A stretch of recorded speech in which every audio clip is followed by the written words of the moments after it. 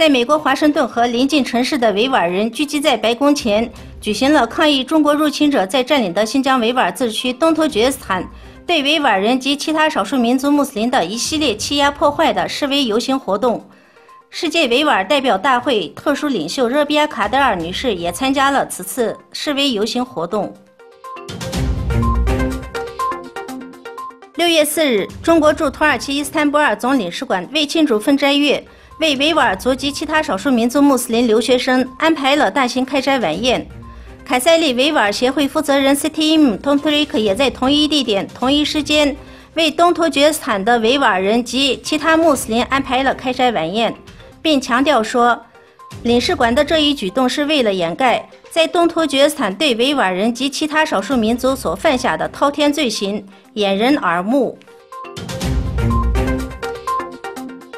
约旦首都民众连续5天示威，抗议政府推出增税政策。示威民众指责政府借机国际货币基金组织以及世界银行提供有条件援助，推出加税或减薪政策。各地民众的抗议罕见直呼政府下台，政府以及示威人群呼吁总理递交辞职书。大剧院6月5日报道，美国司法部6月4日表示，一名前美国国防情报局官员因涉嫌为中共从事间谍活动，于6月2日被捕。58岁的罗恩·罗科威尔·汉森在西雅图指塔克马国际机场转机准备前往中国时，被联邦调查局逮捕。司法部表示，汉森被指控试图将美国国防信息泄密给中共，并收取中共数10万美元。同时，他还将作为中共政府的特工非法行事。